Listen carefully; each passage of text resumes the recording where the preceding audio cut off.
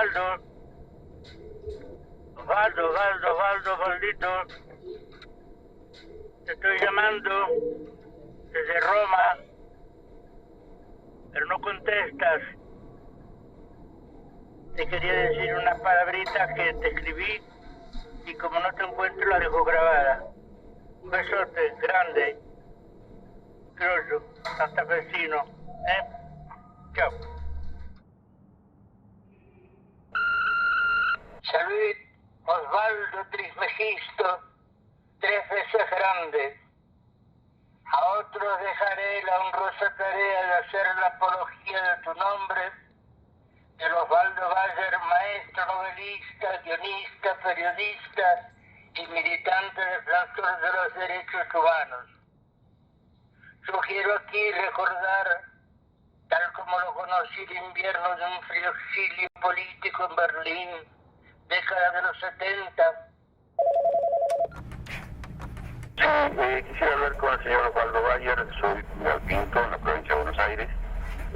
Era para hacerle un par de consultas con respecto a su venida para el cambio de la calle Julio Santa por pueblos originarios. Hola, señor Osvaldo, lo llamamos para coordinar sobre la conferencia que va a brindar en la universidad sobre genocidio.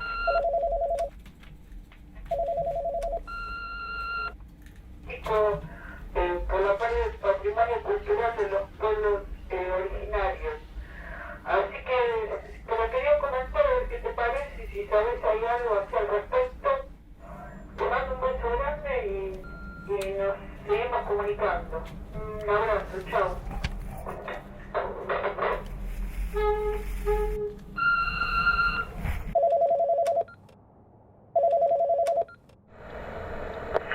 Osvaldo, soy Tito, cosa.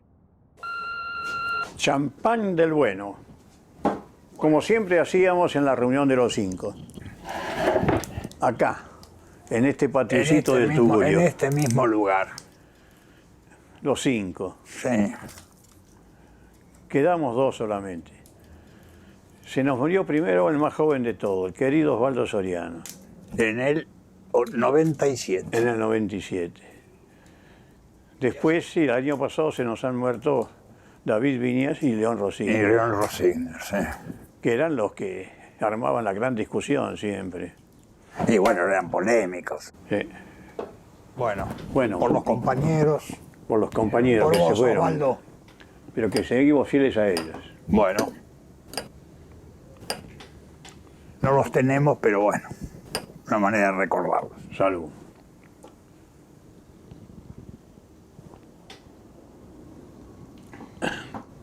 Y claro, 4 habíamos vuelto del exilio. Y vos tenías otra experiencia porque vos te habías quedado... Bueno, yo fui el único que no se exilió. Claro, y, sí. Tuviste la fuerza de crear Teatro Abierto. Creamos Teatro Abierto con un grupo de autores y que bueno, pasó la historia. Que pasó la historia. A lo que me gustó mucho siempre en la reunión de los 5, que éramos, como digo, 4 exiliados y vos que habías quedado, que jamás entre nosotros hubo ningún problema porque uno se había quedado y los otros se habían ido. Ni entre nosotros, un tema falso. Totalmente. Yo te digo, en mi medio y a lo largo de los años de dictadura posteriores, en mi medio, que es un medio como el de cualquier ser humano, un medio reducido, yo nunca escuché a nadie ni decir ustedes que se fueron, ni decir ustedes que se quedaron. Era natural. El problema era qué hacías si te quedabas y qué hacías si te ibas. Vos sos un ejemplo de los que hicieron yéndose, entre otros, ¿no? El hombre no aprende nada. Sí, pero vos fijate que vos me decís, bueno, la Argentina es un país salvaje, o tiene costado salvaje, pero la culta Alemania produjo Hitler, ¿no?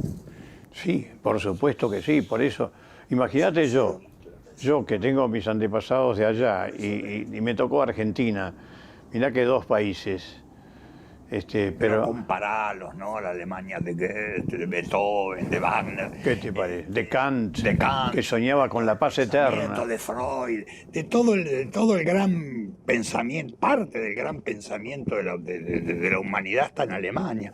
Sin embargo, crearon un monstruo y no lo pudieron parar. Y acá pasó lo mismo, ¿no? ¿Hasta dónde el hombre cuando se le destapa la crueldad y tiene oportunidad de ejercerla sin temor a ser represaliado, detenido, que quede impune, ¿no? Que hasta dónde llega, ¿no?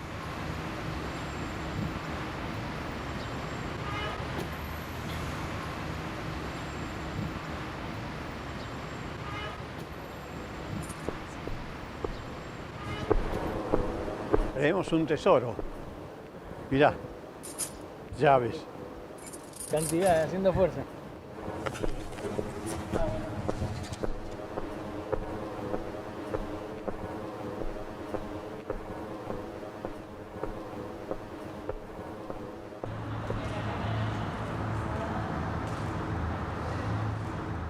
Queremos traer el monumento a Roca acá, acá. a tu museo, sí, claro, junto con los grandes genocidas de 100 años después, justo 100 años después. Qué bárbaro. Va a reemplazar, entonces este monumento a la mujer originaria va a reemplazar al de Al Roca. de Roca.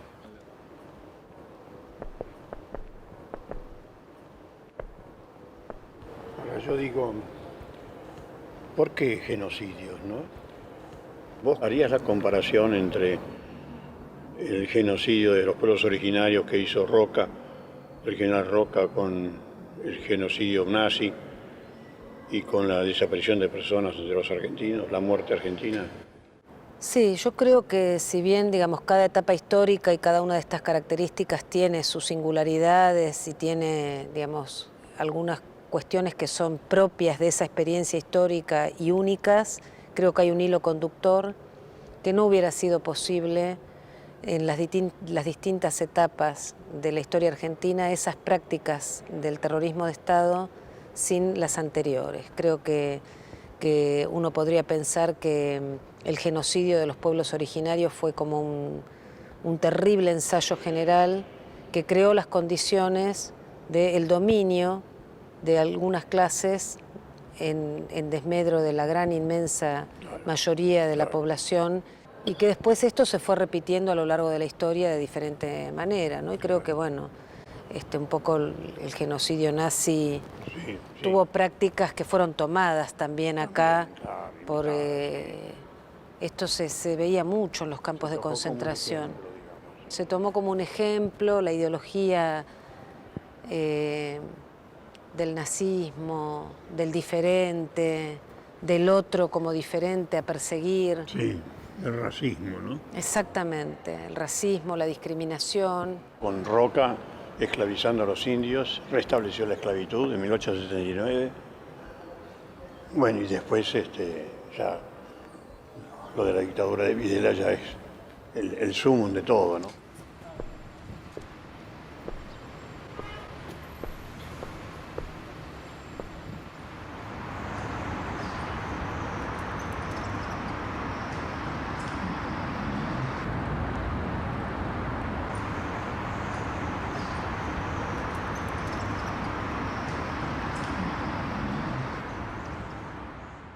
Al principio de todo, siempre quise estudiar filosofía.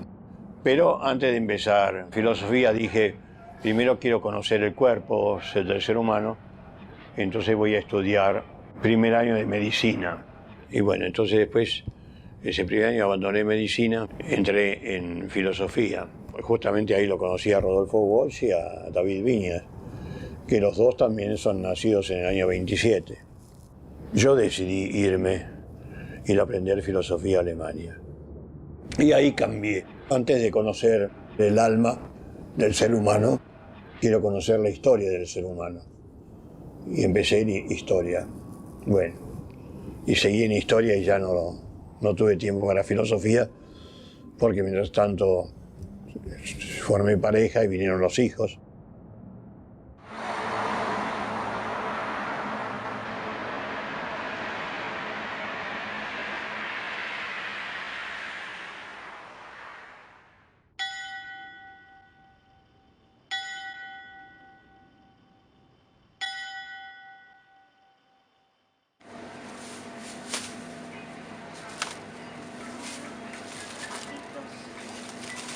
¿Y ustedes por lo general a qué hora, digamos, termina el día? ¿A qué hora se van a dormir? O... distinto. Galo se va temprano. Temprano. Sí, a más tardar a las 9. Y yo a las 12, 12 y media.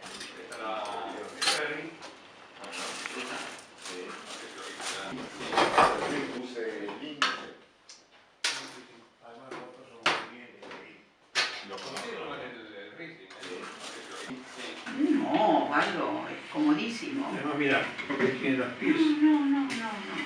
Está bien, Galo, está bien. ¿Qué dice, niña?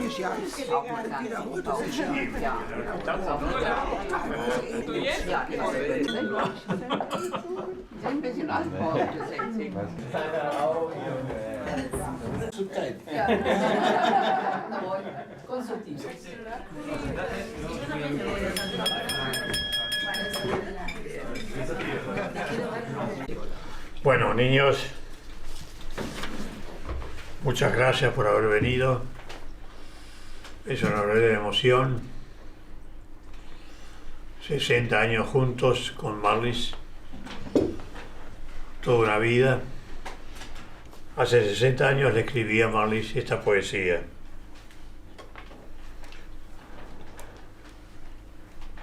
A Marlis Dios, 22 años, color de leche. Los gallos cantaban sus plumas de brisa en la pradera rayada. Y viniste a mí con tu pecho a la mañana, con tus ojos de ovejita y tu tímida mejilla roja y aniñada. Yo debía ser tu padre, con azotes en la mano, con besitos en la nuca, con relojes y una Biblia que recitaras cubierta de 100 enaguas y talares. Oh dioses del vino bueno, quiero dormir en el lecho de aquella niña pintada, con ojillos, conejines, antenas, panzas y cielos, en siesta azul de naranjas. Noviembre de 1951.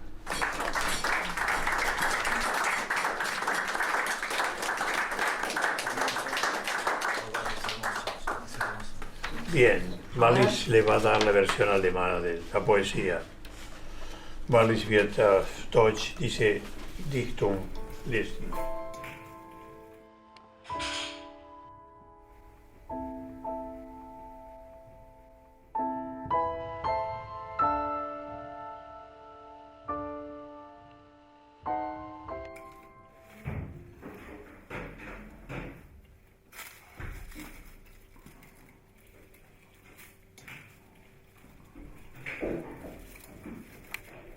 Wollten das ja noch verrechnen. Ja, ich würde sagen, machen wir das mit der Stunde und dann ist das in Ordnung? Also ich kann auch gerne noch mal gucken, aber Ja, das ist der Quatsch. so, una pintura Ja, conocida. ja, alles klar. Ja, gut. Wer hat schon sowas, ne? Cristina, nos vemos el martes. El martes. El martes próximo, como siempre, a las 11. Como siempre. Sí. A Las 11 acá.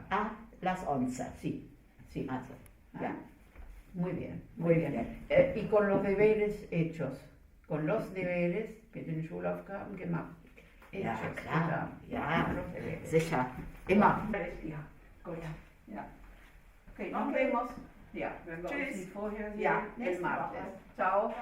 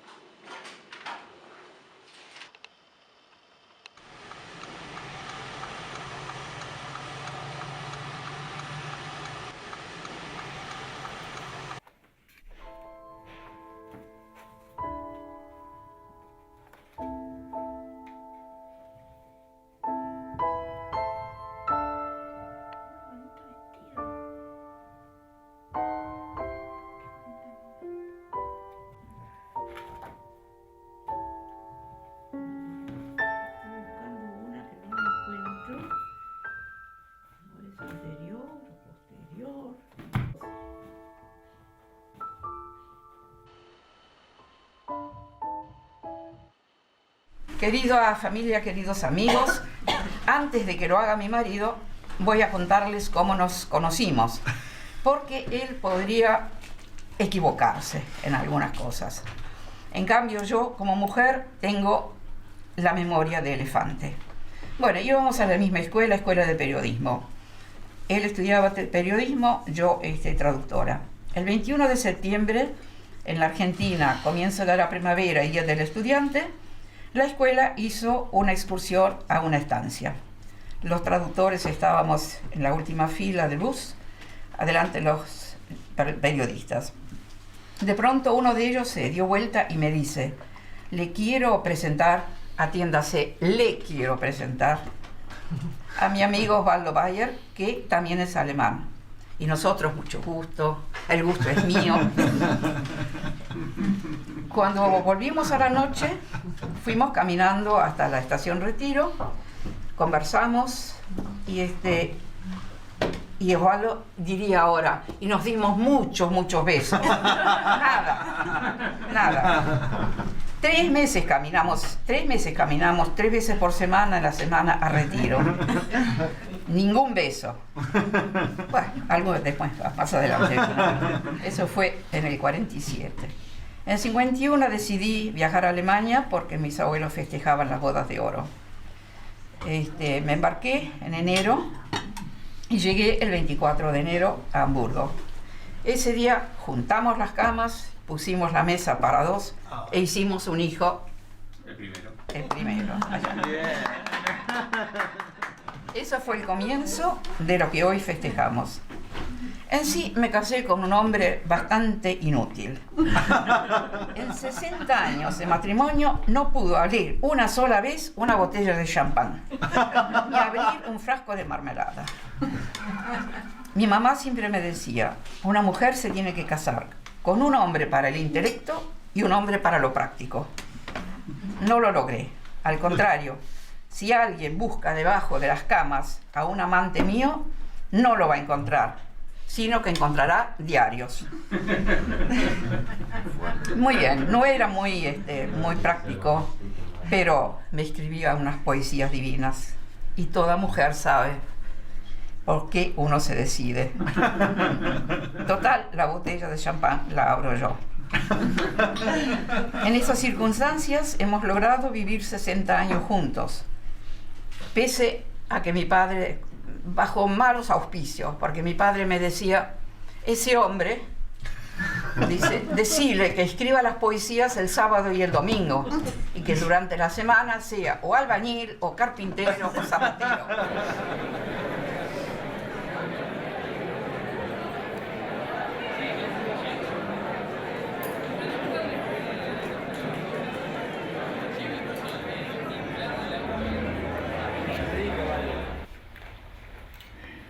Yo ofrezco estos actos siempre a quienes realmente lo merecen.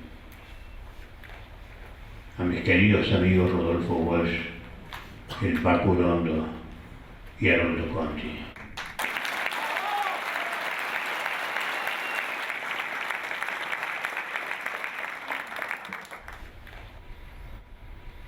Rodolfo Walsh, qué escritor. Hubiera podido vivir tranquilamente de sus libros, porque sus libros eran devorados en cualquier momento. Sin embargo, se dedicó a la lucha por los de abajo. El Paco Urondo, con el cual trabajé juntos durante 2 años en un diario. Qué periodista, qué poeta. Y sin embargo, ¿cómo murió? Luchando contra estos miserables de uniforme. Haroldo Conti,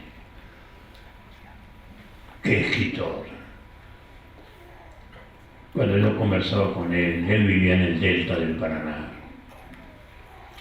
Y cuando yo conversaba con él, y nos reuníamos de tanto en tanto, y empezaba a hablar con un entusiasmo tremendo de lo que es la naturaleza, de cómo hay que cuidar la naturaleza. Aquellos años, la lucha.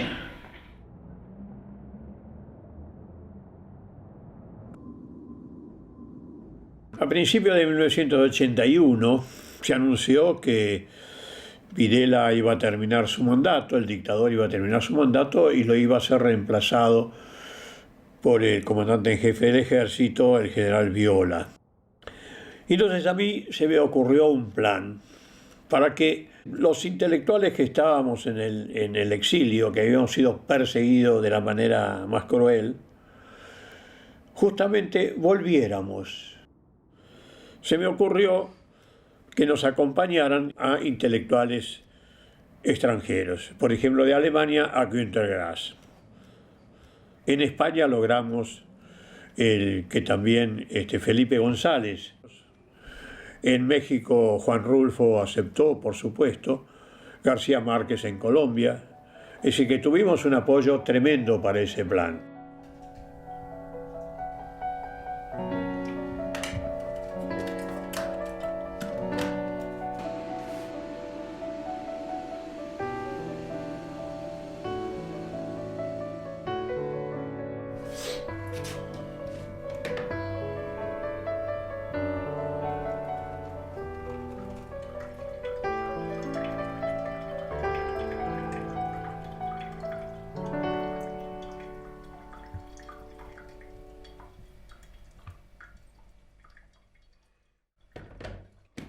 Ellos iban a ir si la delegación fuera presidida por el escritor argentino Julio Cortázar, que estaba en París.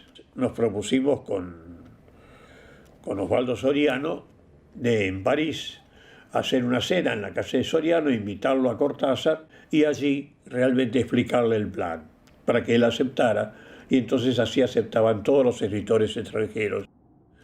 Y llegó Cortázar con su novia. Empezamos a comer y Soriano le dice a Cortázar: Osvaldo Bayer tiene un plan para regresar a la Argentina ahora, en diciembre, cuando toma el mando el general Viola.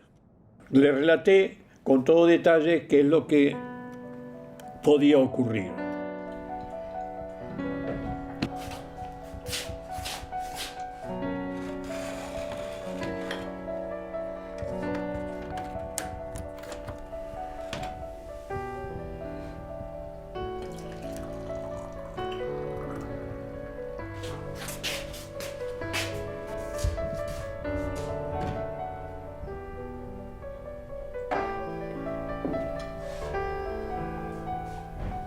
Llegamos en un avión a Ezeiza, al aeropuerto argentino. La reacción de la dictadura es no dejarnos bajar, de expulsarnos en ese mismo momento. Bueno, ya era un éxito. Segunda posibilidad, llegamos a Ezeiza y nos dejan bajar. Entonces, ir al centro de la ciudad, refugiar en la iglesia evangélica alemana de la calle Esmeralda, en el centro de Buenos Aires, y allí llegábamos y abríamos una universidad libre. ¿Cómo reaccionaba entonces la dictadura ante esto? Posiblemente ponía una custodia policial y no permitían salir ni entrar a nadie de allí. Tercera análisis, ¿cómo reaccionaron? Llegamos e inmediatamente en Ezeiza nos ponen presos, nos detienen. También un éxito, porque los periodistas extranjeros iban inmediatamente a comunicar a todo el mundo que esa nueva dictadura había puesto preso a esos intelectuales que regresaban al país.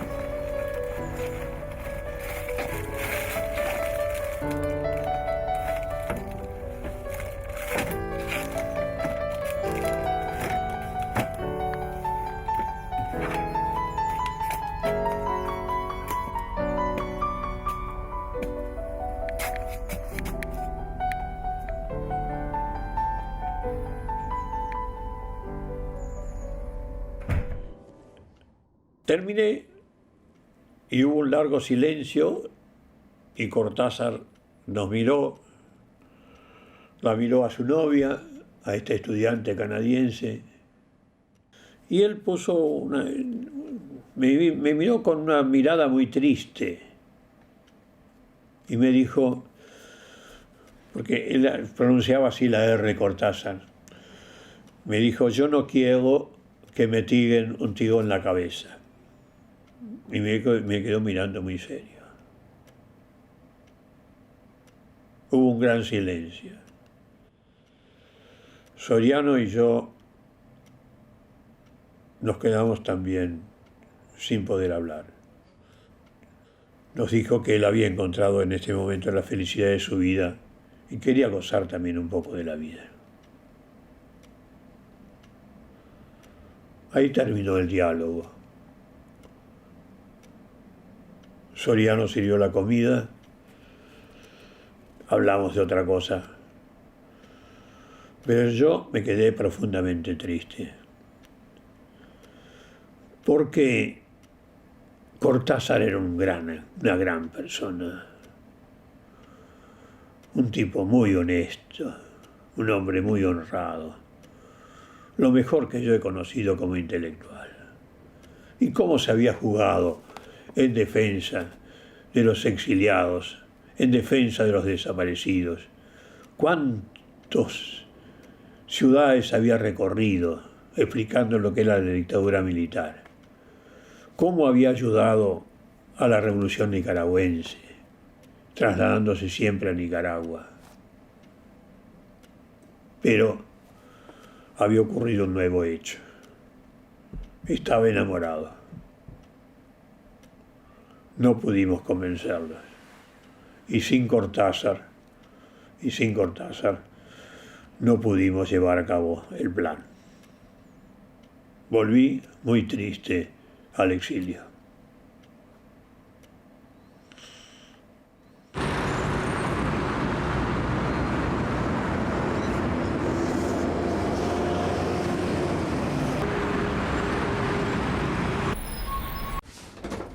Hola, Rogelio, ¿qué tal? ¿Cómo te va, Osvaldo?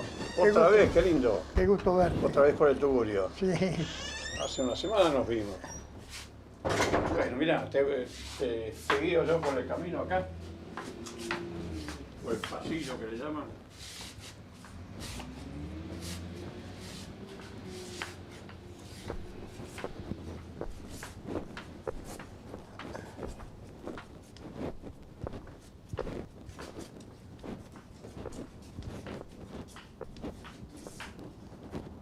Estaba viendo que va a ser 60 años que somos amigos. Así es, así es. Creo que son la amistad más antigua que tengo actualmente en estado de discutir y de conversar y de recordar el pasado. Y sí, justo son 60 años. Pensando y calculé, son 60 años cuando mi hermano... Es del 53. Yo tenía muchas ganas de ir a la Patagonia, donde habían vivido mis padres, ¿no? Y me fui acepté un contrato con el diario Esquel en la Patagonia. Y ahí tuve una tremenda experiencia, vi la enorme diferencia social en la Patagonia y el maltrato que sufrían los pueblos originarios, en Cerro Cuche, en Nahuelpan y en otras colonias indígenas. Yo empecé a defender todos esos pobres gente y todo demás, y entonces él me echó. Y para no pagarme la indemnización que correspondía, me acusó de doble tentativa de homicidio, con testigos falsos. Bueno, me tuvieron 72 horas ahí en un calabozo, en la comisaría de Esquel, pero entonces yo, como no tenía, fundé el diario La Chispa, que le puse primer diario independiente de la Patagonia. Antes de La Chispa se produjo el episodio en que yo intervengo por radio desde Buenos Aires. Te avisé a vos, o a alguien, o a Marlis, no sé si Marlis estaba en ese momento. Sí, Marlis estaba. Que a la tarde del día siguiente escucharan a la hora 16 a Radio Argentina y a la hora 19 a Radio Belgrano, que iba a hablar de tu caso. Sí. Y ahí sí se armó la grande porque, claro, 2 radios que tenían buena audiencia entonces.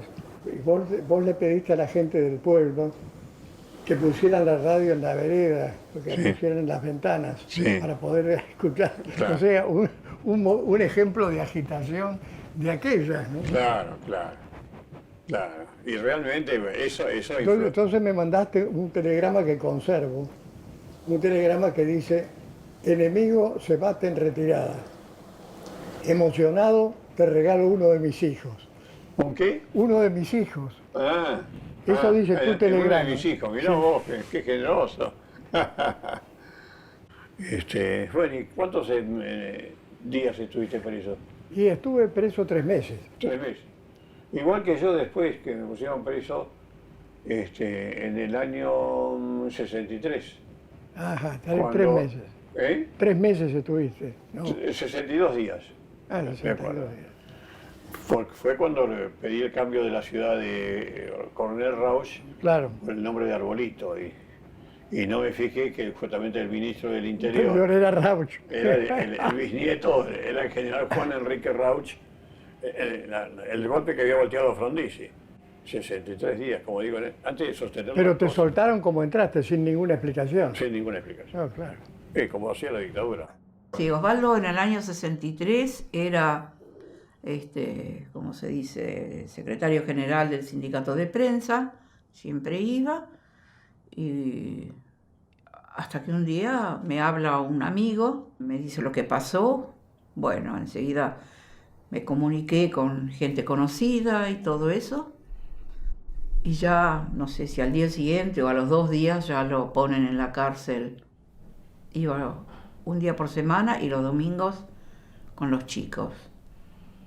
Y bueno, había pasado un mes ya de eso, siempre con esas visitas, que todavía nos pagaron el sueldo, pero lo que uno no sabía era por cuánto tiempo. Podía ser un mes, un año, 5 años. ¿Qué sabía uno por cuánto tiempo iba a estar ahí? Entonces empecé a pensar cómo nos ganamos la vida en la familia.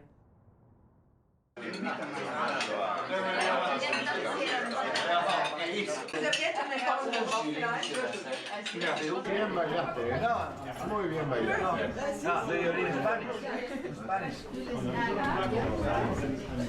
Un día viene mal, la vieja dice: chicos, vamos a salir, lo vamos a invitar al viejo. ¿Y a dónde lo vamos a invitar? Dice: sí, vamos a un lugar donde está él ahora, vamos a ir. Bueno, salimos, me acuerdo que la vieja hizo dedo. En la calle Paraná de Martínez, hiciste dedo, nos paró un coche, un señor nos paró, nos llevó a todos y bueno, de pronto paró delante de la cárcel. Y nosotros entramos a la cárcel y la vieja dice: bueno, ahí está el papá. Ahí está el papá. Me acuerdo que a vos te revisaron, a nosotros no. Y ahí estaba el viejo en la cárcel, ¿no? En la cárcel. Y fue la primera experiencia de verlo al viejo en la cárcel. ¿En qué año fue eso? 63. ¿Cuando caíste por lo de Raúl? Claro. ¿Y lo fuiste a ver ahí?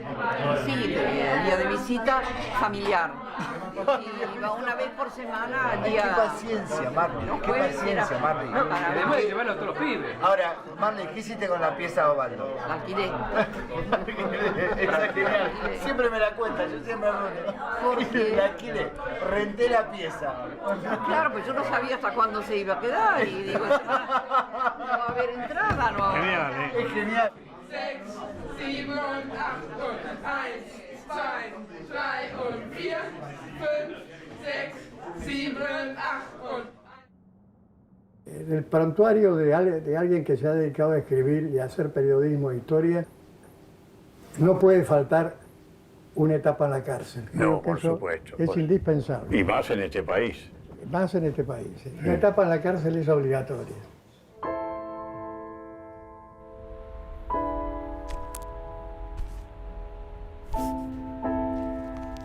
Y fue justamente en las cárceles que sufrí donde empecé a pensar firmemente en las injusticias del mundo, a luchar contra esas injusticias y escribir sobre los más perseguidos en la historia.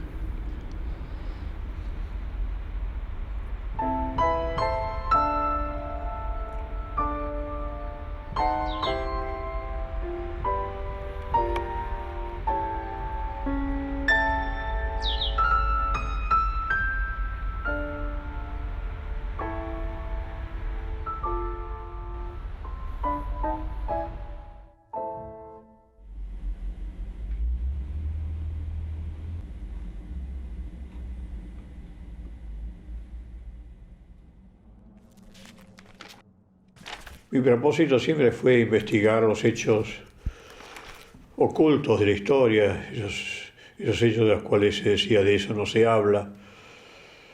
De ahí mi primer libro, El Severino di Giovanni, del más perseguido de la historia argentina.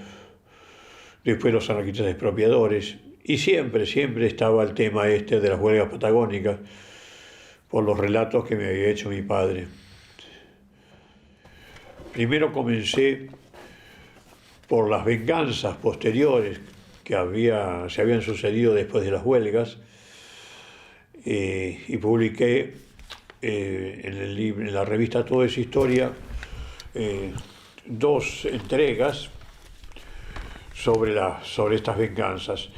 Por eso lo llamé Los Vengadores de la Patagonia Trágica. Tenemos a los oficiales y los civiles que ayudaron a los fusilamientos.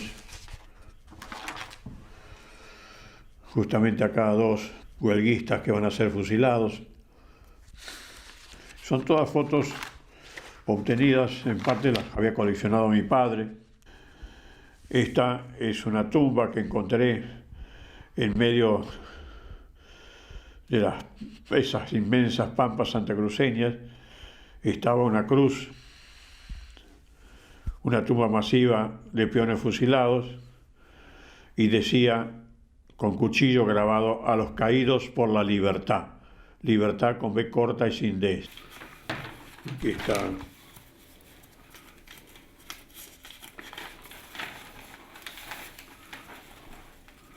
Cuando en el cine, cuando fue anunciado, cuando salieron los 2 primeros tomos, me llamó el director de cine Héctor Olivera y el productor Fernando Ayala, que ya habían leído los 2 primeros tomos y querían hacer un film ya sobre esos 2 primeros tomos. Bueno, entonces realmente me puse con todo para hacer el guión cinematográfico, y bueno, La Patagonia Rebelde obtuvo el Oso de Plata del Festival Alemán de Berlín. Pero sí, Isabel Perón lo va a prohibir a la película el 12 de octubre del 74.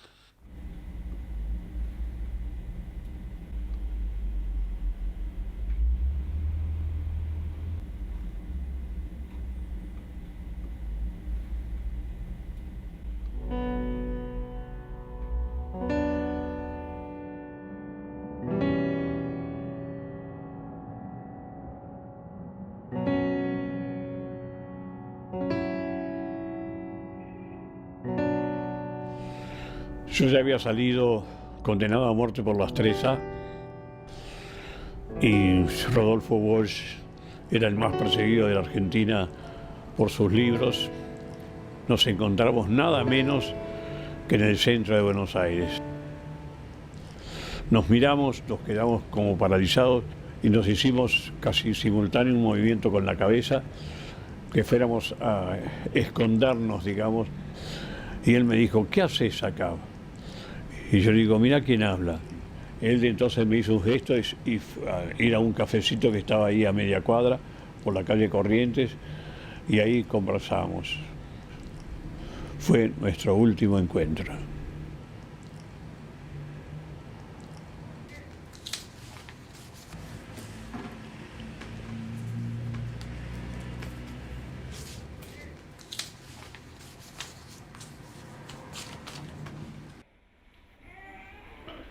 Todos nuestros dictadores, yo tengo 85 años, y todos nuestros dictadores, yo sufrí 13 dictaduras militares, Todos ellos murieron en sus residencias, cobrando sueldos de generales. Más, Uriburu, el primer dictador, fusilador de obreros de la Argentina que quebró el siglo democrático, tiene un monumento en la ciudad de Balcarce. Hijo del pueblo, te oprimen cadenas y esa injusticia no puede seguir. Si tu existencia es un mundo de penas, antes que esclavo, prefiere morir. Esos burgueses, asaz egoístas, que así desprecian la humanidad, serán barridos por los anarquistas al fuerte grito de la libertad. Cancionero revolucionario, hijo del pueblo, la Internacional. Querido Osvaldo, esta respuesta telegráfica te llega con mucho retraso. Lo de Chile me pescó en el sur de Francia y enseguida volví a París, donde había posibilidad de ser más útil que perdido entre las montañas. Desde entonces somos un grupo que apenas duerme, que se pasa el tiempo consiguiendo plata, firmas, enchufes. Paralelamente, las noticias de la Argentina fueron dándole más sentido y más verdad a tu carta de septiembre. Quiero, sin embargo, que sepas que te agradezco ese mensaje que, por desgracia, contiene todo lo que contradice nuestra idea sobre el presente y el futuro del país. No vaciles en escribirme si puedo ser útil en cualquier terreno. Hasta siempre, con un fuerte abrazo. Julio Cortázar.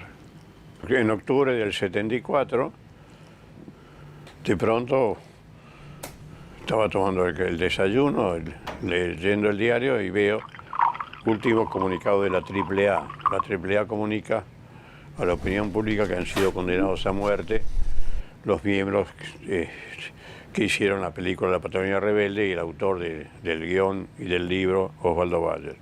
Además de decirle a mi esposa, a mi mujer, Marlis, que se fuera ya mismo con nuestros 4 hijos para que no corrieran ningún peligro. Yo, por supuesto, me negué a irme.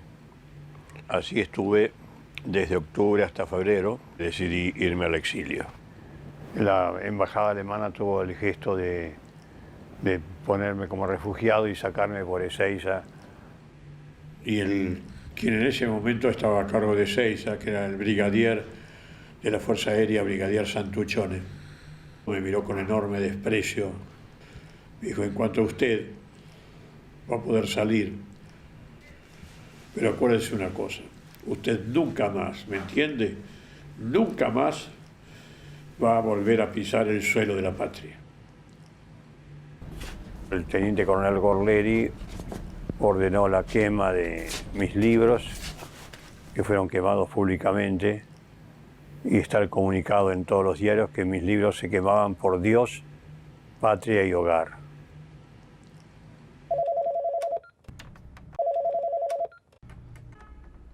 Hola Osvaldo, soy Lucas.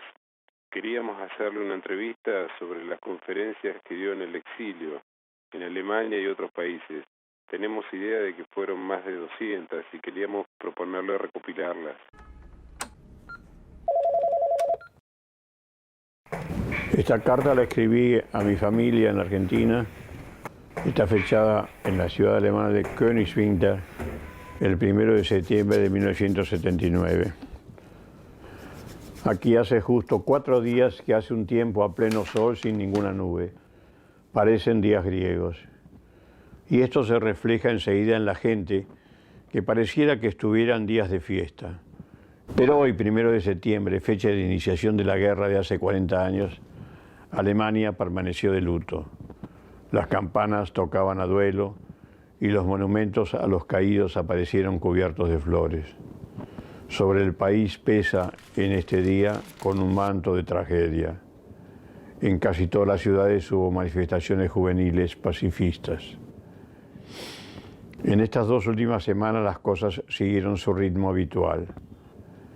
Alex, muy contento con la decisión de Bruno Heck, el ministro, de otorgarle la beca Adenauer, Con eso ya tiene asegurada la financiación de toda su carrera universitaria sin preocupaciones. Estamos muy contentos por él, se lo merece. Y a los bestias que con palos y rejas trataron en la Argentina de troncharle a la juventud, un verdadero pito catalán al del destino. Un corte de manga hecho con dignidad a los cancerberos de la corrupción y del cinismo militar. Enhorabuena, las largas noches de la cárcel se le convirtieron aquí en 1000 auroras continuas. Bueno, gracias a todos, Osvaldo. Soy el sobrino de Osvaldo. Viví en Argentina hasta los 18 años, en Belgrano, en Buenos Aires, hasta que en la época de la dictadura militar me secuestraron. Terminé 1 año y medio en las cárceles de Devoto y de La Plata. Pude salir al año y medio de cárcel, dejar Argentina y venir a Alemania. Y ahí empezó el exilio. Y el exilio es un desarraigo.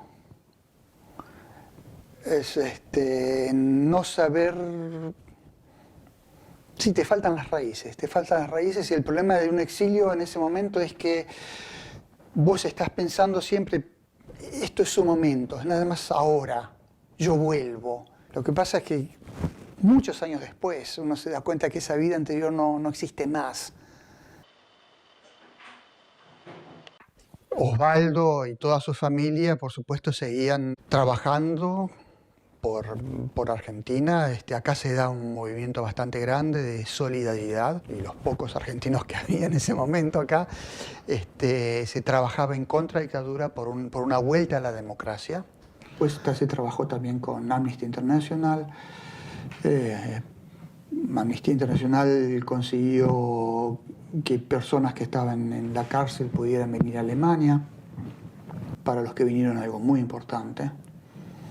Y bueno, después más adelante tratamos de organizar a los argentinos que había acá en un comité, se llama el Comité Argentino por la Democracia, y trabajar todos juntos.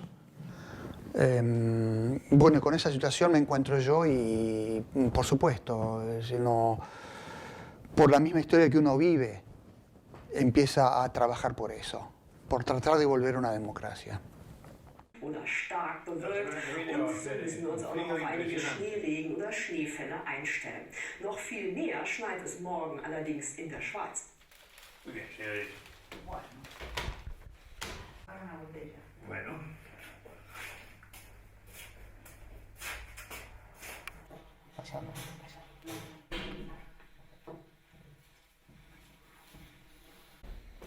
Ella, Cristian, Vito y Malena. Ya está ahí.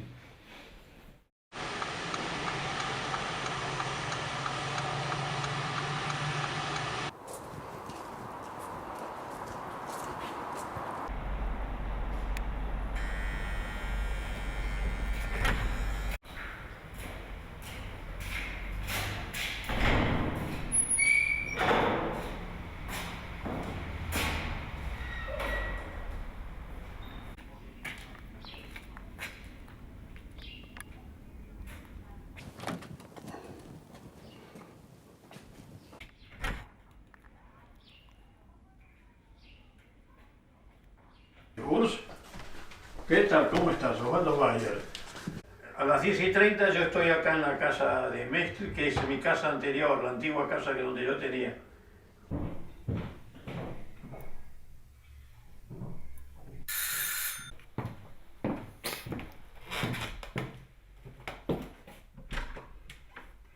¿Qué tal, don Urs? ¿Cómo está? ¿Cómo está? Cayó. La gran masa de las actividades fue del Comité de Solidaridad con Chile, que después era un comité mucho más amplio para toda América Latina. Hicimos muchos actos de solidaridad donde informamos también sobre la actualidad en América Latina. Fundamos una pequeña revista que con el golpe en la Argentina cambiamos el nombre a Latinoamérica Nachrichten, Noticias de América Latina. Sí, yo me acuerdo bien cuando llegué, ustedes financiaron, por ejemplo, algunos viajes que hice yo para hablar en otras ciudades, para denunciar todos los hechos sobre la desaparición de personas. ¿Cómo nos sentimos ayudados? Sí. Imagínate, llegar, tener que irse de su país con toda la familia. Protestieren jetzt verzweifelt über den Verrat ihrer Ex-Freunde. Die Westenfolterer nach El Salvador, Bolivien und Guatemala exportiert hat, beklagt sich heute, selber Opfer von Kolonialismus und Imperialismus zu sein. Die Generäle, die die Avantgarde in der Disziplinierung Mittelamerikas darstellten, protestieren jetzt verzweifelt über den Verrat ihrer Ex-Freunde. Die einzige Genugtuung für uns argentinische Demokraten ist festzustellen, wie die Aasgeier, die darauf warteten, den Kadaver der lateinamerikanischen Freiheitsbewegung aufzufressen, sich heute gegenseitig die Augen auskratzen. Wir hatten immer auch versucht, dann, dass die Bundesregierung zum Beispiel deutlich... Te conocí en Hofgeismar, sí, en un congreso de derechos humanos que hicimos, donde se habló de la cuestión argentina. Ich war zu dieser Zeit Mitglied von Amnesty International. Und es gab eine Gruppe, die speziell zu Argentinien, weil es gab bei Amnesty International gab es immer das System, dass Gefangene adoptiert wurden von Gruppen. Und einige der Leute, die wir adoptiert hatten in unseren Gruppen in Aachen, sind freigekommen. Maria Elena Bajola zum Beispiel. Sie war adoptiert, sie war ein Fall von einer Amnesty-Gruppe. Sí, pero sie waren Gefangene, nicht Verschwundene. Nee, Verschwundene nicht. No. Verschwundene nicht. En 1983 estuvo la primera vez en la Argentina. Und seitdem war ich, glaube ich, 20 Mal da. Y desde ese año ha estado casi todos los años en la Argentina. A quien más visitaba era a Ellen Marx, que era una mujer de origen alemán, cuyo hijo había desaparecido y que hizo una gran campaña en la organización de madres alemanas con desaparecidos. Y ella fue su mejor amiga en Argentina.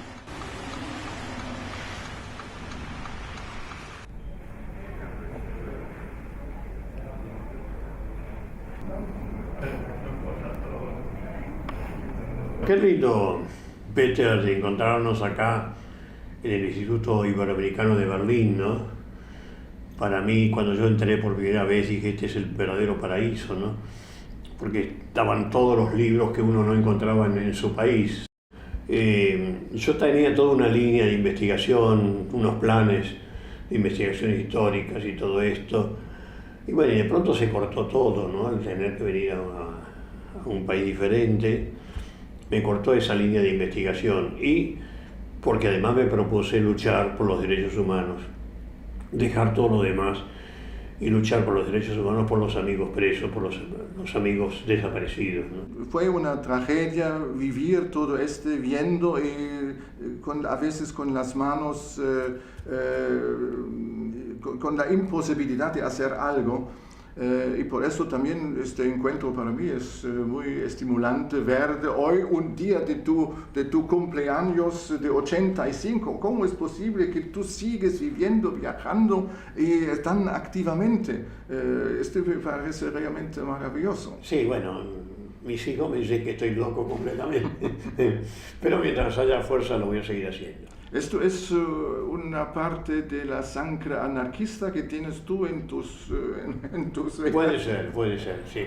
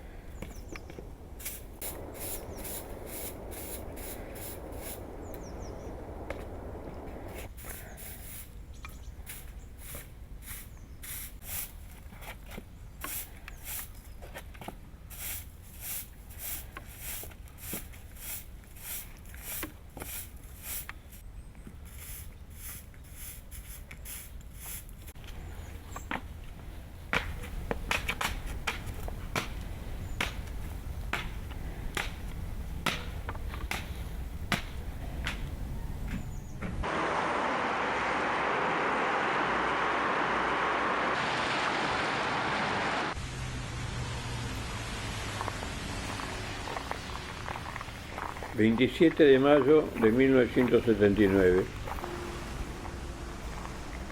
Querido Osvaldo, hace pocos días leí tu intervención sobre el exilio, esa que no te dejaron leer, y empecé a buscar tu número de teléfono para hablarte. Me parece lo más valiente, lúcido y profundo que leí sobre el exilio hasta ahora. Vos sabés que para mí fue un duro proceso aceptar mi condición de desterrado. Tal vez porque todos estos años la pelea hacia afuera por conseguir la condena de la dictadura militar, la pérdida de tantos compañeros, el secuestro de mi hijo, de su compañera, del nieto por nacer, me distrajeron de mi condición de desterrado. Lo que sobre todo me gustó de tu texto es que no se dedica a embellecer ninguna puta realidad. No es Malta con florcitas la dura situación, no pone vendas sobre ninguna herida. Eso está bien. Sos el Osvaldo Bayer de siempre y te estoy profundamente agradecido por eso. Solo conocí a otro hombre en el mismo rigor, a Rodolfo Walsh. Querido Juan, no puedo decir alegría, más bien algo así como un agradecido deseo nostálgico de recordar. Ves que todo está allí, tu obra para siempre. No la podrán ni destruir, ni matar, ni secuestrar, ni torturar, ni encarcelar. Estará y está allí, permanente.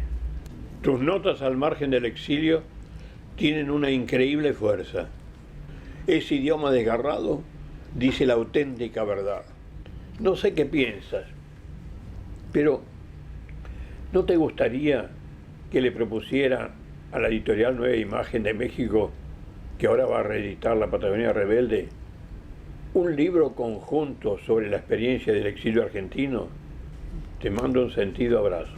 Tu amigo Osvaldo. Con Helmut nos conocimos muy jóvenes. Nos iniciamos algunos escritores a reunirnos y lo invitamos a Juan Helmut. Y quedó ese libro junto de Exilio como testimonio de nuestra amistad y del sentir de cada uno con respecto al exilio.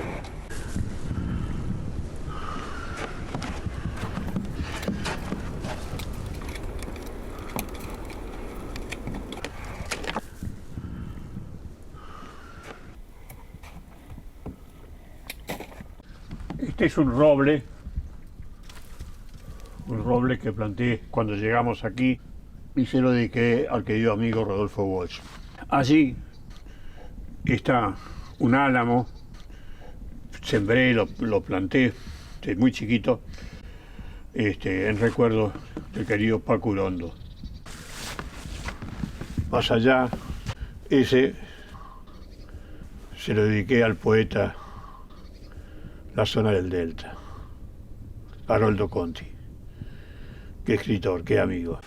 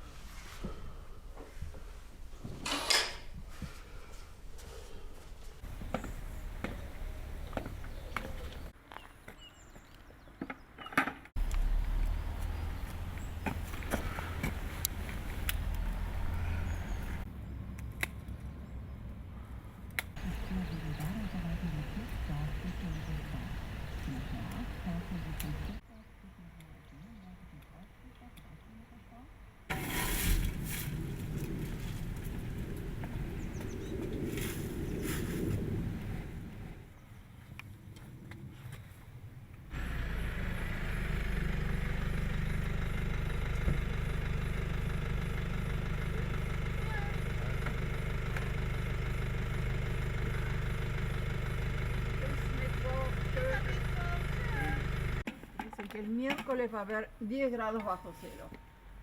Lo noto en las manos.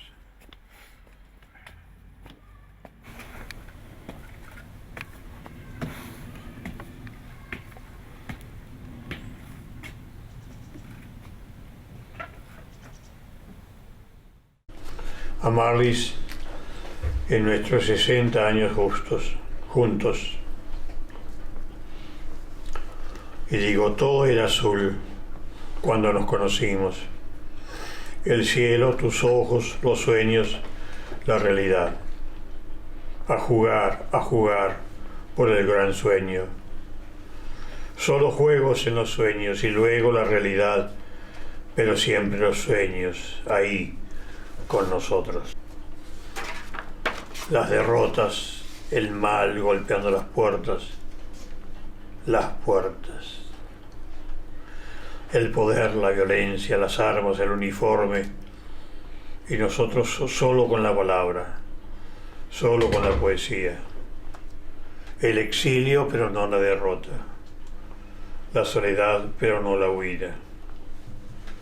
Y hoy, la poesía de los recuerdos, los nuestros azules, más azules todavía, el dolor cubierto por la poesía.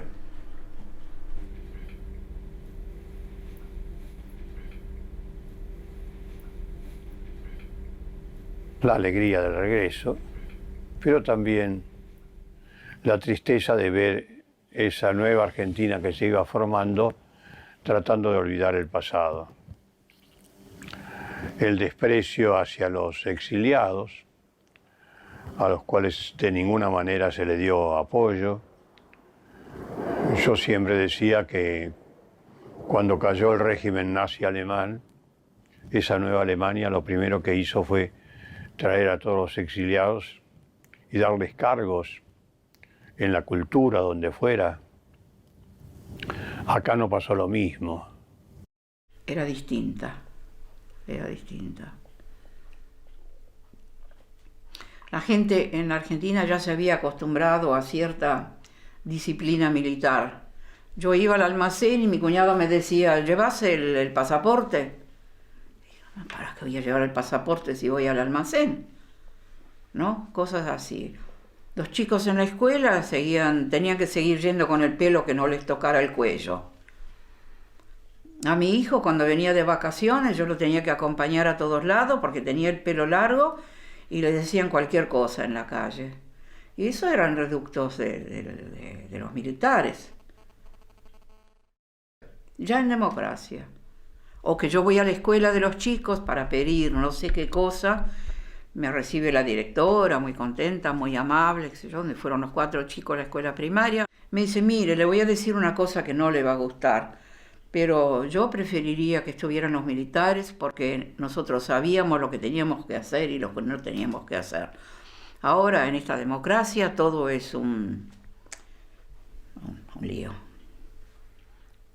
Y esas cosas, cuando llegabas de Alemania, me molestaban mucho. Me dolió mucho cuando ella me dijo eso, sabiendo por qué nosotros nos tuvimos que ir. No me puede decir eso.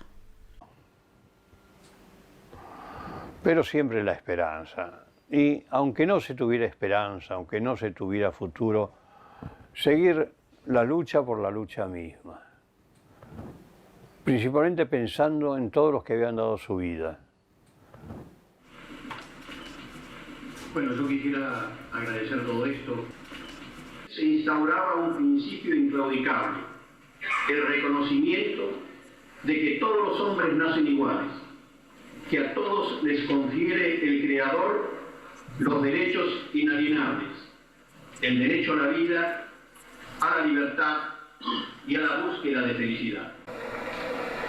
La experiencia histórica nos demuestra que las faltas contra los derechos humanos, de acuerdo a la imagen occidental, no son suficientes para fundamentar intervención. Y por otra parte, hasta hoy, Occidente solo ha intervenido cuando existía la amenaza hacia los propios intereses y no a los derechos humanos. Nosotros mismos, los argentinos, hemos firmado todos los documentos internacionales, concurrimos a todos los congresos internacionales, Tenemos hasta una subsecretaría de Derechos Humanos.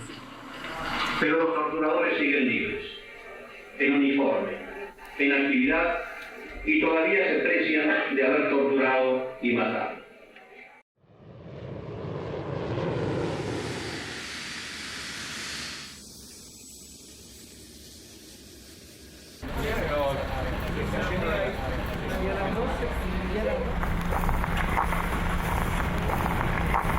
Yo digo que nunca en 35 años lo soñé muerto a mi hijo.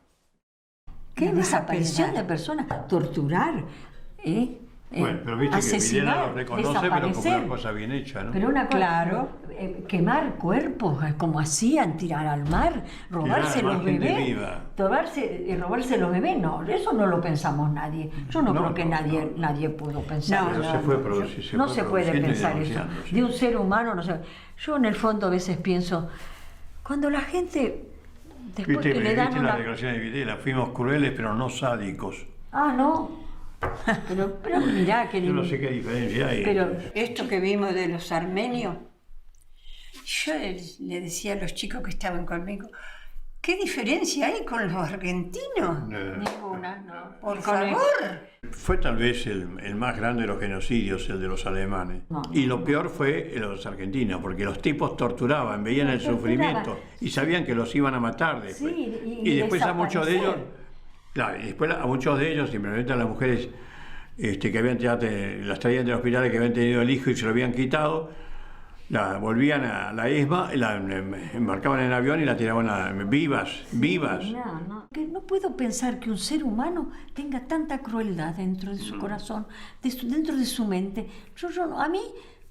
No sé, digo, bueno, es justicia, yo no me puedo poner contenta. No me puedo pensar que vivimos con esa gente, vivimos con ellos.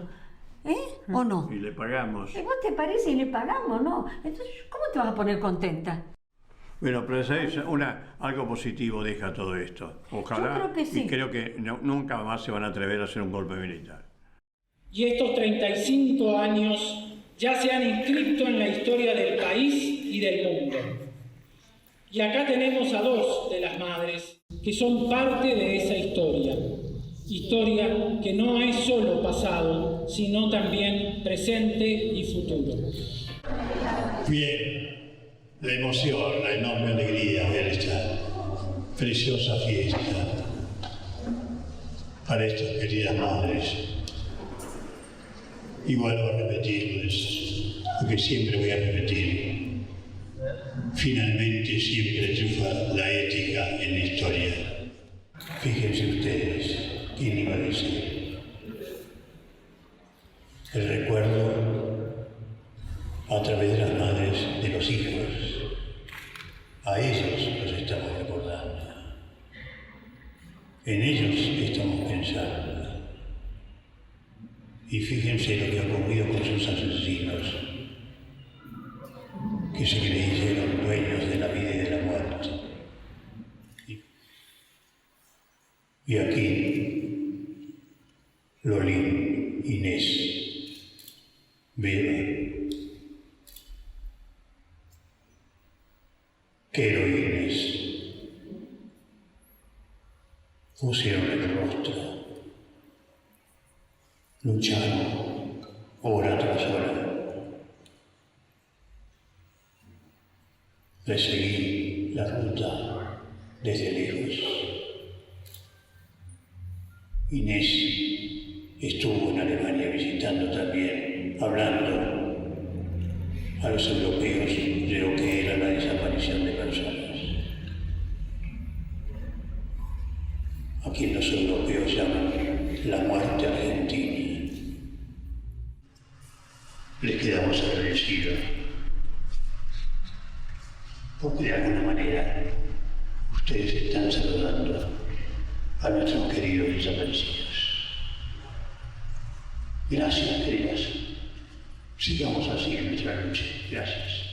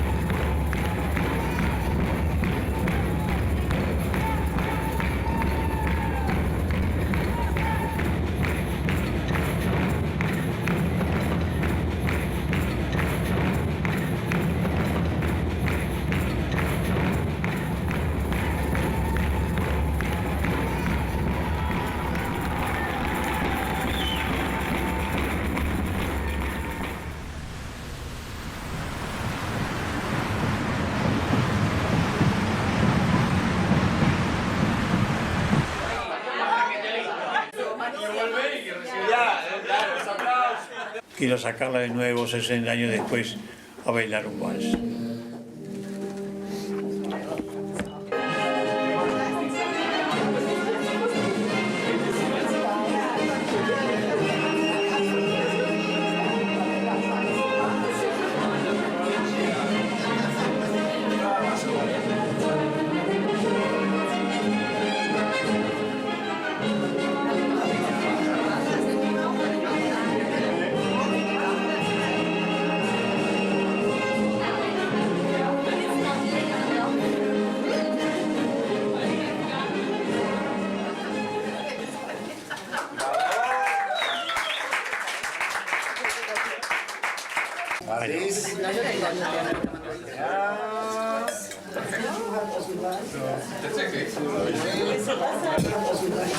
Bueno, Kinder,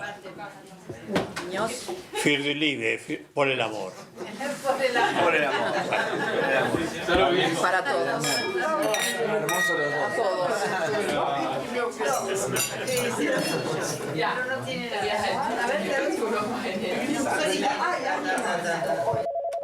Para el señor Osvaldo Bayer es una invitación en homenaje a su persona.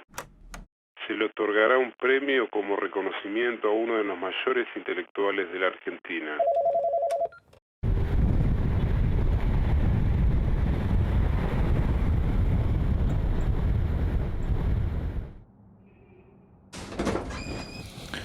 Osvaldo. ¿Cómo estás, querido? ¿Bien? ¿Cómo andas, Sosi? Bien, sí. ¿Leyendo un poco? Sí. Historia de la crueldad. Repasando. Repasando un poco lo de Roca. Para ir a dar un poco de charla con Roca. Es impresionante el racismo de este hombre. Es impresionante. Por ejemplo, el desprecio con que Roca habla de las mujeres indias, ¿no? Las chinas, le dice. Y de los niños. Sí, sí, sí. Los chinitos. Sí, sí, sí. Siempre los salvajes, los bárbaros.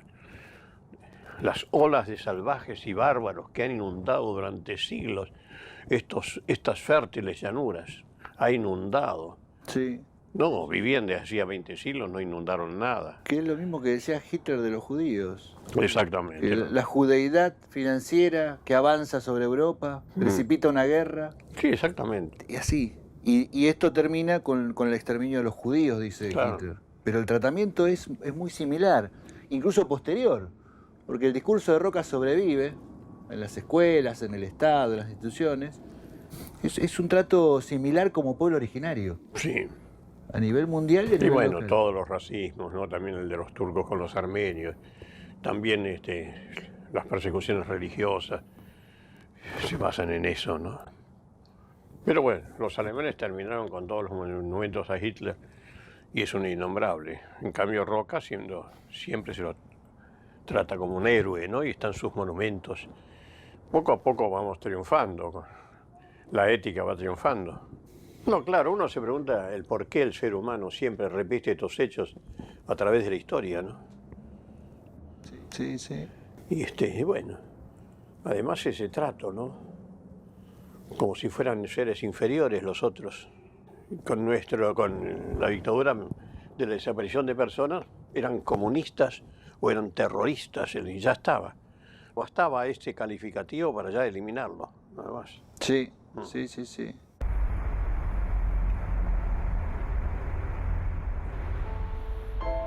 Puta madre, el silencio, ¿no?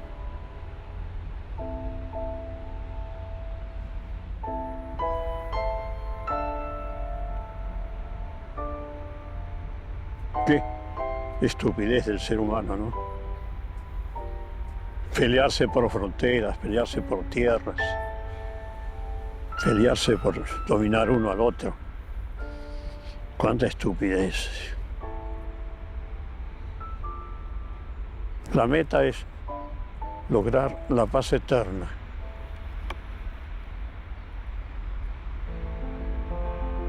Lograr en este poco lapso tan breve que es la vida, vivir en paz, vivir en la naturaleza, con respeto a la naturaleza, gozando de la naturaleza, no destruyéndola.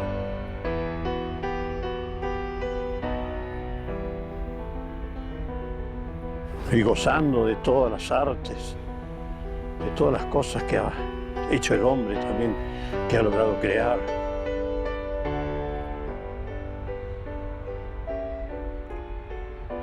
Podría ser maravilloso esto.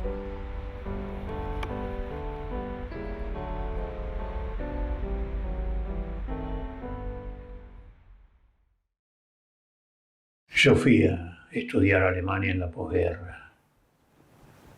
Vi sus ciudades destruidas.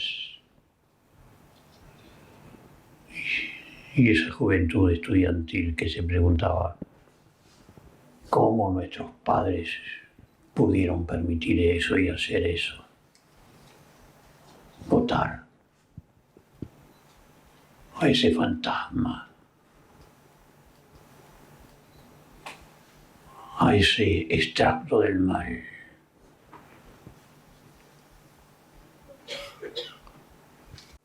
Ante todo, la defensa de la vida y como norma la ética. Aprendamos de Ana Frank. ¡Qué niña! ¡Cuánta profundidad! Vas a quedar para siempre en la historia del ser humano. Querido Ángel.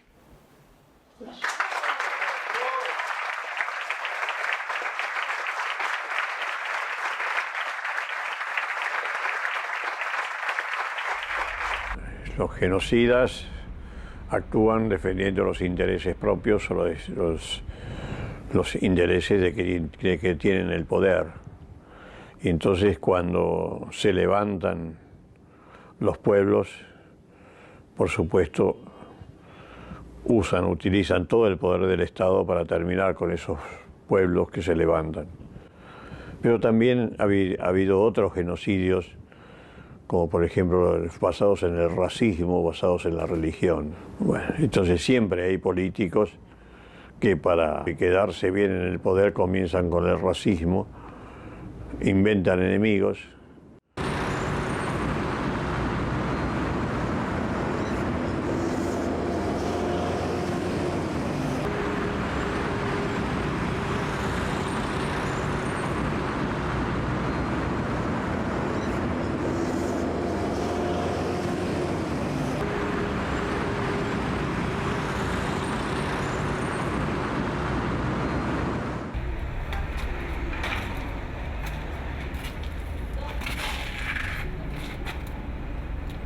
Julio Argentino Roca, lo que tenés en el monumento más grande de Buenos Aires.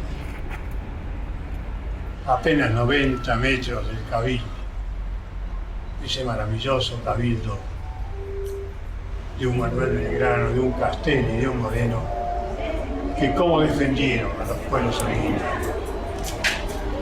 Y vos los llamabas los salvajes, los bárbaros.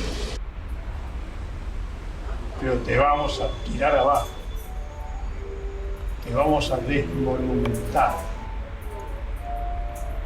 ¿Y sabés a quién vamos a poner allí? A quien lo merece. A la mujer de los pueblos originarios que vos esclavizaste. Ya te vamos a bajar. Porque acordate de una sola cosa.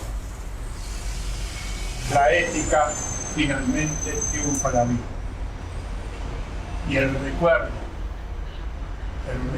y el honor es para los que defendieron la vida y no los que sembraron la muerte. Osvaldo, estoy tratando de comunicarme con usted, pero no lo puedo localizar. Llamo todos los días.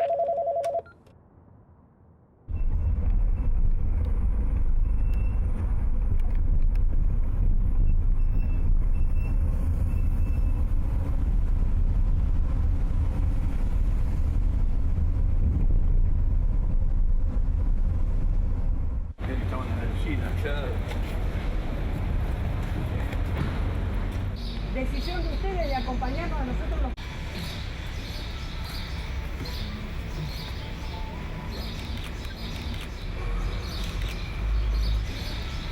Ja, ja,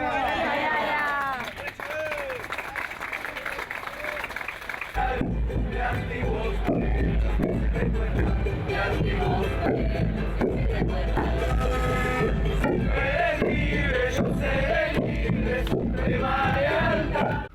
Perdón que no les hable de parado porque ando mal de las tabas, como dicen los criollos. Realmente, cuando empezamos hace 16 años con el Indio Fernández, nunca soñábamos con los éxitos que estamos obteniendo. Ya 14 ciudades argentinas han anulado, han cambiado el nombre de la calle Roca por pueblos originarios o por otros héroes del pueblo. El aviso oficial del gobierno de Avellaneda, siendo su ministro Roca, hoy entrega de indios. A toda familia que lo requiera se le entregará un indio varón como peón, una china, en ese término despreciativo, como sirvienta y un chinito como mandadero. Luchemos por una Argentina unida, una Argentina sin racismo y por una Argentina de la igualdad y de la libertad. Así le haremos honor a nuestros hombres de Mayo. Gracias a todos, el gran abrazo fraterno.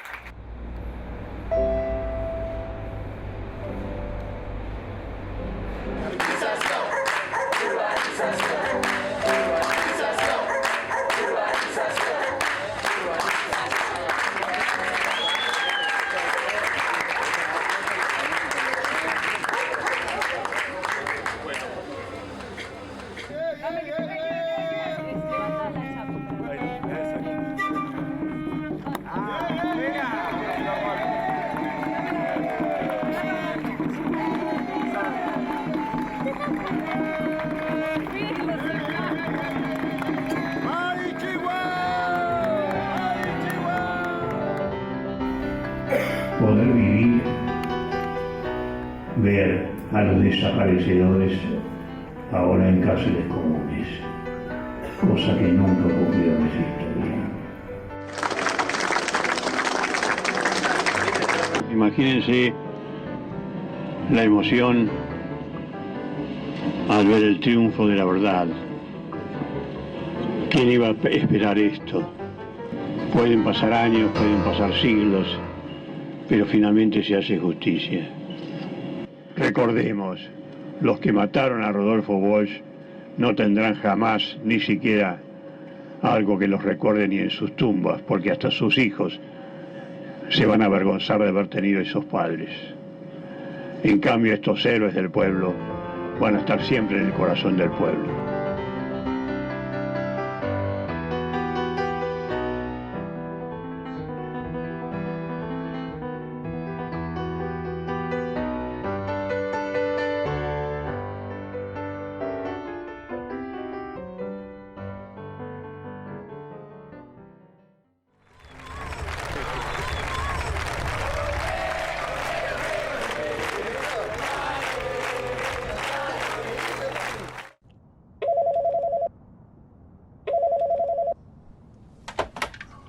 Hola. Osvaldo. Sí, ¿quién habla? Liliana habla. Ah, ¿cómo estás? Bien. ¿Cómo estás? Te llamaba porque logramos cambiar la calle de Roca por la de Castillo. Ah, sí, sí. Quería saber si vas a poder viajar y acompañarnos en este cambio de Ajá. calle. Bueno, claro, por supuesto que voy a estar allí.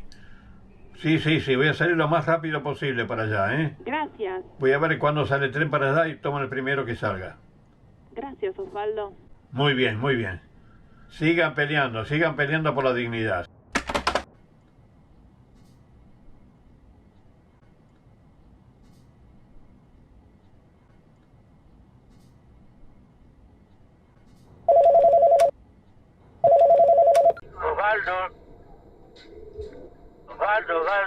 Osvaldito, te estoy llamando desde Roma, pero no contestas. Te quería decir unas palabritas que te escribí y como no te encuentro la dejo grabada. Un besote grande, crollo. santafesino. Chao. Las microutopías del ojo y de la oreja de las escuelas de cine documental de Santa Fe y de Tres Mundos, África, Asia y América Latina, en Cuba y en nuestra mismísima Santa Fe, Amílcar Reni y Gastón Goy, actualizados todos en un utopista en carne y hueso contemporáneo que responde al nombre y apellido de Osvaldo Bayer. Salud por todo lo dicho y todavía por decir y hacer al hermano grande, santafesino, argentino, latinoamericano, internacionalista, Osvaldo Bayer, el último autopista del siglo XX y el primero del siglo XXI. Buena Fe, Fernando Birri, en Roma, fin de verano 2013.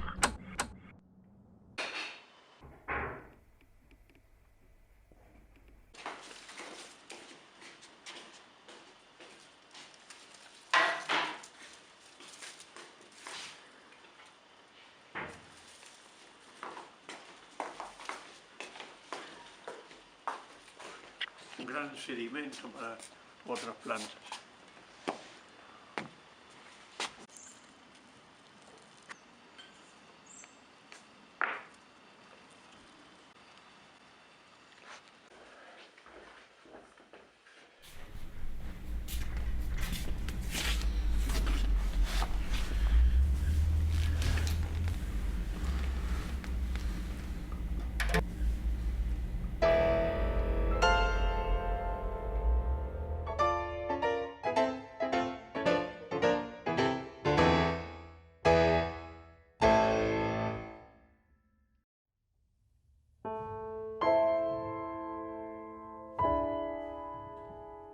Cuando escucho a Schumann, se me abre un nuevo mundo. Al atardecer,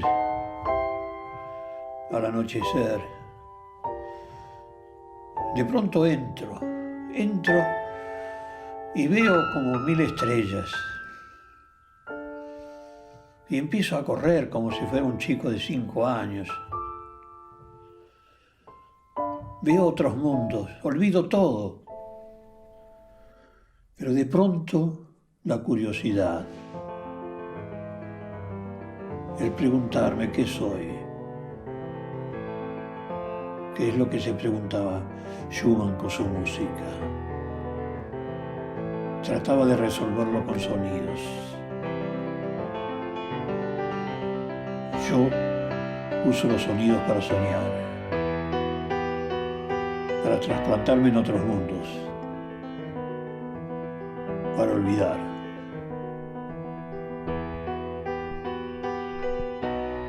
Para sentirme distinto, como si me crecieran alas.